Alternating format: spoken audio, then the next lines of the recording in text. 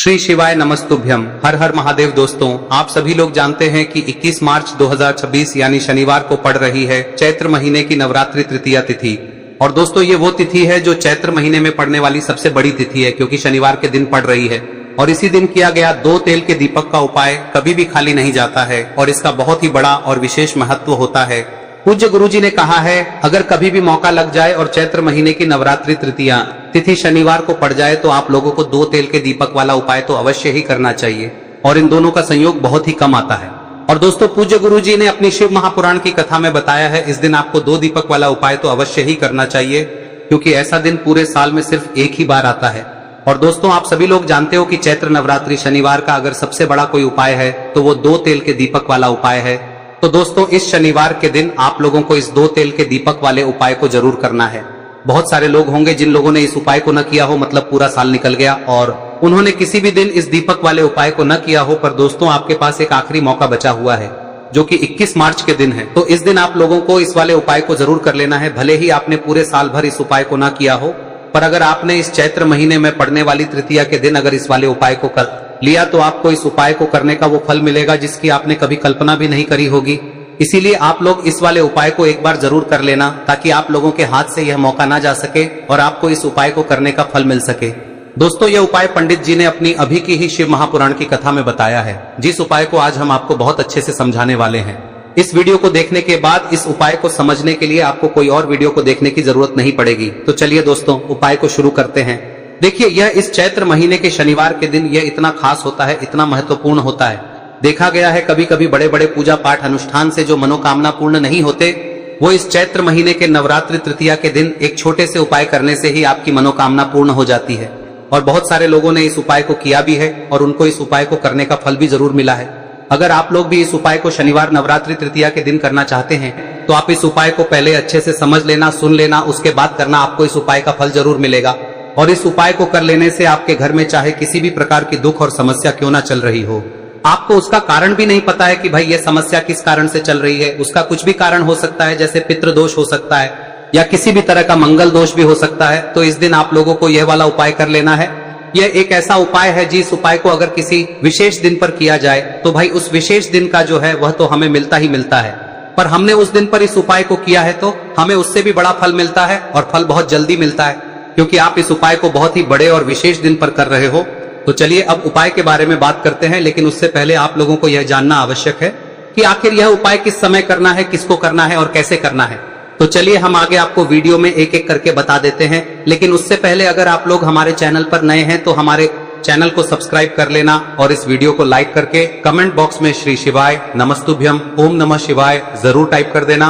और अपने फायदे के लिए, गरीबी दूर करने के लिए इस वीडियो को पूरा देखकर जाना, तभी आपको लाभ की प्राप्ति होगी।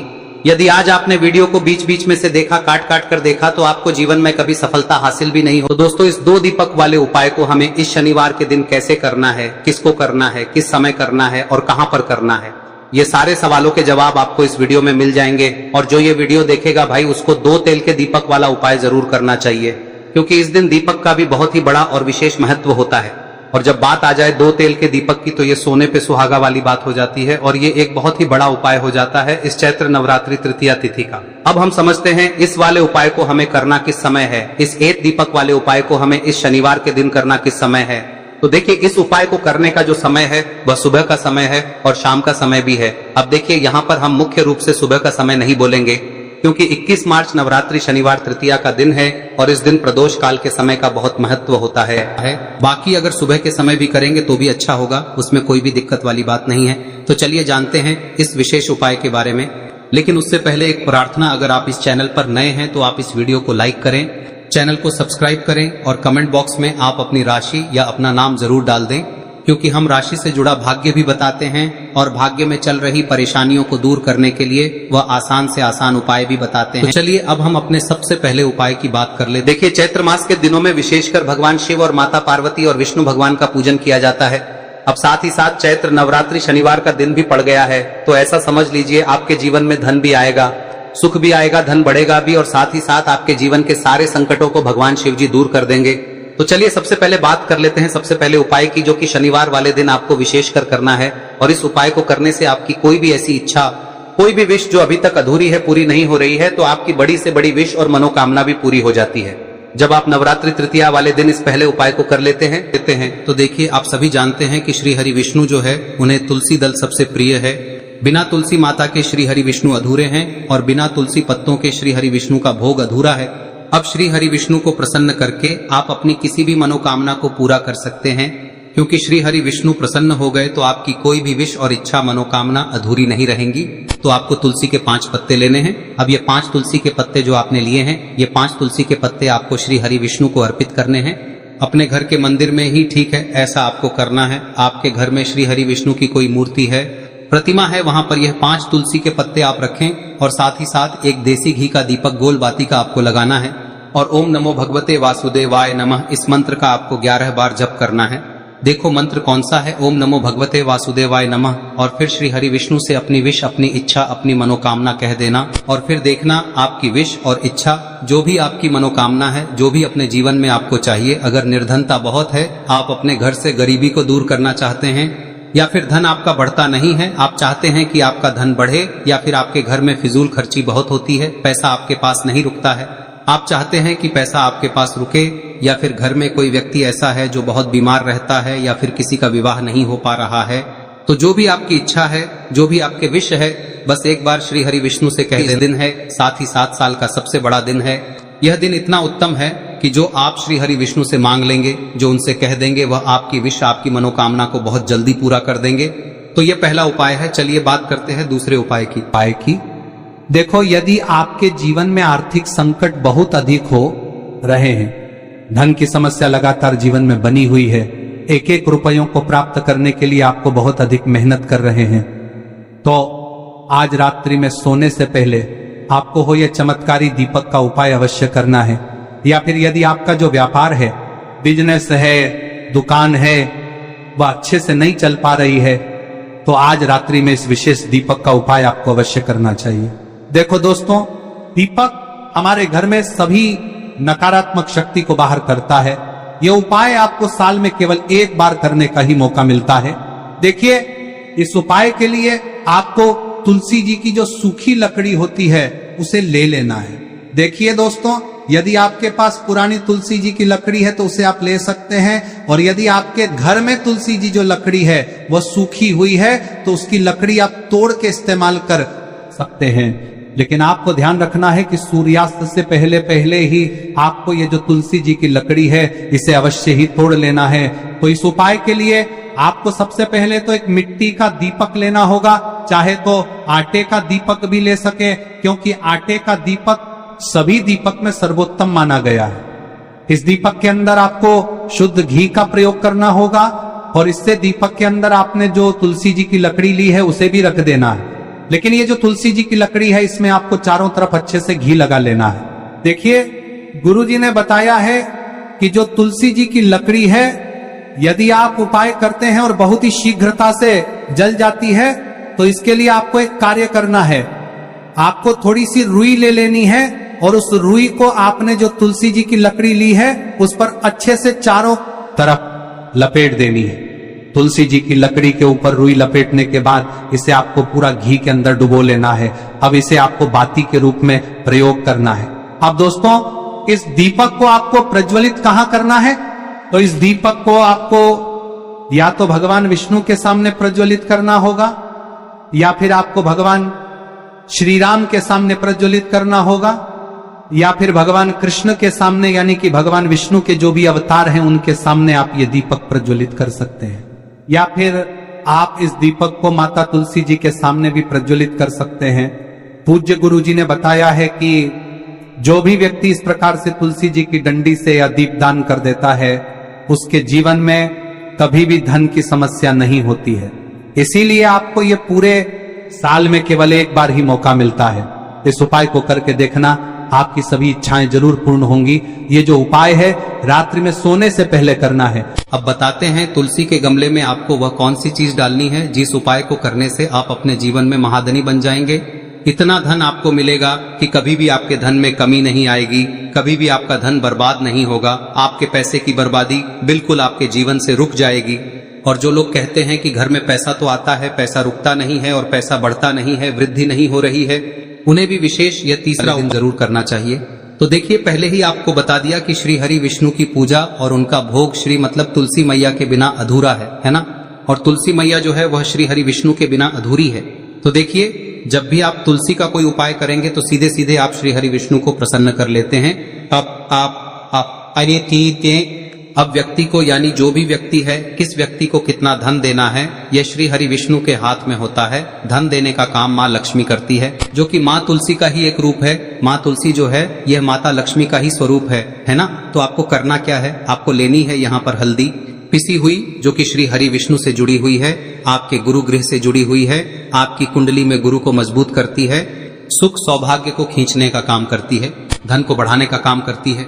तो एक चुटकी पिसी हुई हल्दी आपको लेनी है और यह पिसी हुई सूखी हल्दी ही आपको अपने गमले में, तुलसी का पौधा जिस गमले में लगा है उसमें अच्छे से इस हल्दी को डालना है, ठीक है ना। और ओम नमो भगवते वासुदेवाय नमः इस मंत्र का जाप करना है। कितनी बार? कम से कम 11 बार जाप करना है। ओम नमो भगवते वासुदेवाय नमः इस मंत्र का जाप करते रहना है और हल्के हल्के से तुलसी के पौधे में आपको पूरे गमले में पीसी हुई हल्दी का छिड़काव करना है। तो देखिए, जो व्यक्ति लेता है, ऐसा समझ लीजिए अपने जीवन से नहीं आने वाली 7 पीढ़ियों के जीवन से निर्धनता और गरीबी को दूर कर देता है। क्योंकि हल्दी जो है ना, यह साधारण नहीं है। हल्दी इतनी उत्तम होती है कि रातों रात आपके जीवन में चमत्कार करती है। आपने देखा होगा कि कोई भी शादी होती है, विवाह होता है ना, कोई भी ऐसा शुभ काम हम करते हैं उसमें हल्दी जरूर लेते हैं। गृह प्रवेश जब हम करते हैं तो हल्दी के स्वास्तिक का निर्माण करते हैं। कोई भी अच्छा काम करने जा रहे हैं, हल्दी उसमें लेते हैं और हल्दी जो है ये आपके गुरु ग्रह को मजबूत कर देती है। अगर कुंडली में गुरु कहीं ना कहीं मजबूत है तो इससे उत्तम का मिलेगा नहीं। बहुत ही उत्तम उपाय है, तुलसी के गमले में एक चुटकी पीसी हुई हल्दी डालना है। तो यह बहुत ही उत्तम उपाय है। इस उपाय को आप जरूर, साल का सबसे बड़ा यह दिन है, तो इस उपाय को करने से श्री हरि विष्णु और महादेव आपसे न केवल प्रसन्न होते हैं, पाप होते हैं, आपसे इतना प्रसन्न हो जाते हैं कि जीवन में कभी आपके गरीबी और निर्धनता को नहीं आने देते हैं। तो चलिए अब बात कर लेते हैं अपने तीसरे उपाय की, जो कि मुख्य द्वार से जुड़ा हुआ है। और यह उपाय है स्थिर लक्ष्मी के वास के लिए। ऐसा पैसा आपके घर में आएगा जो आपके घर में ही रुकेगा। ऐसा पैसा कभी आपके घर में नहीं आएगा जो आपके घर से जाएगा और विशेषकर फिजूल खर्ची में जाएगा। अब आधे से ज्यादा लोगों की यही समस्या होती है कि घर में पैसा तो आता है लेकिन बहुत जल्दी घर से चला जाता है या फिर फिजूल खर्ची में चला जाता है। तो धन की बर्बादी जिन लोगों के घर में हो रही है उन्हें विशेषकर यह तीसरा उपाय करना है। या जिन लोगों के पास बिल्कुल पैसा आना बंद हो गया है, सर पर लगातार कर्जा बढ़ रहा है, उन्हें भी यह विशेष तीसरा उपाय करना है। तो देखिए, आपको फिर से क्या लेना है, हल्दी लेनी है पीसी हुई, जो कि श्री हरि विष्णु से ही जुड़ी हुई है ना। पीसी हुई हल्दी लेनी है और थोड़ा सा पानी डालकर उसका गाढ़ा गाढ़ा आपको पेस्ट बना लेना है। अब इसी हल्दी से आपको अपने घर में स्वास्तिक बनाने हैं। कितने स्वास्तिक? एक स्वास्तिक आपको बनाना है अपनी तिजोरी पर, जिसमें आप पैसा रखते हैं। चाहे तो आप संदूक में रखते हैं, अलमारी में रखते हैं, जिस चीज में भी पैसा रखते हैं, बस वहां पर हल्दी से एक स्वास्तिक बनाना है। दूसरा स्वस्तिक आपको कहाँ बनाना है? अपने घर के मंदिर में, है ना। और 2 स्वस्तिक आपको बनाने हैं अपने घर के मुख्य द्वार पर बाहर की तरफ। हल्दी से 4 स्वास्तिक आपको बनाने हैं। 2 स्वास्तिक मुख्य द्वार पर बाहर की तरफ, एक तिजोरी पर है ना, और एक अपने घर के मंदिर में। बस यह उपाय आप लिया तो देखिए, जो धन की तिजोरी है उसमें पैसा भरा रहेगा। कभी भी धन की तिजोरी धन से खाली नहीं होगी, क्योंकि जहां पर हल्दी का स्वस्तिक एक होता है वहां कभी धन की कमी नहीं होती है। हमेशा वहां पर धन की देवी माता लक्ष्मी वास करती हैं, क्योंकि हल्दी किससे जुड़ी हुई है? श्री हरि विष्णु से। और माँ लक्ष्मी कहाँ होती है? जहां श्री हरि विष्णु वास करते हैं। अब बात करें कि आपके घर का मंदिर जो है उसमें अगर आप एक स्वास्तिक बनाते हैं तो आपके घर से ऊर्जा जो है, पूरे में ऊर्जा फैलती है ना। तो आपके घर में पॉजिटिव एनर्जी बढ़ती है, सकारात्मक ऊर्जा बढ़ाती है। जब आप अपने घर के मंदिर में हल्दी का स्वस्तिक बनाते हैं, आपके घर से बुरी शक्तियां, नेगेटिव एनर्जी जैसी चीजें बिल्कुल आपके घर में नहीं रुकती है। मुख्य द्वार तो इतना उत्तम होता है कि मुख्य द्वार से ही माँ लक्ष्मी की नजर सबसे पहले आपके मुख्य द्वार पर ही पड़ती है। और मुख्य द्वार पर अगर आपने हल्दी के स्वस्तिक बना दिए तो माँ लक्ष्मी देखते ही प्रसन्न हो जाती है, क्योंकि यह श्री हरि विष्णु से जुड़ी हुई है ना। और हल्दी के स्वास्तिक जहां पर जो व्यक्ति अपने घर के मुख्य द्वार पर बनाते हैं, ऐसा समझ लीजिए माँ लक्ष्मी उनके घर में वास करती ही करती है और कभी भी ऐसे घर को फिर छोड़कर नहीं जाती है। स्थिर लक्ष्मी का वास आपके घर में होगा। यह हल्दी के स्वास्तिक बहुत ही उत्तम है। साथ ही साथ कोशिश करें कि इस दिन गाय माता को हरी घास अवश्य खिलाएं। अगर आपको हमारी ये वीडियो पसंद आई हो तो हमारे इस वीडियो को लाइक करें, चैनल को सब्सक्राइब करें, कमेंट बॉक्स में लिखे हर हर महादेव, जय मां लक्ष्मी। अब बात करते हैं अगले उपाय की। हम सभी के घरों में माता तुलसी का पौधा अवश्य ही होता है।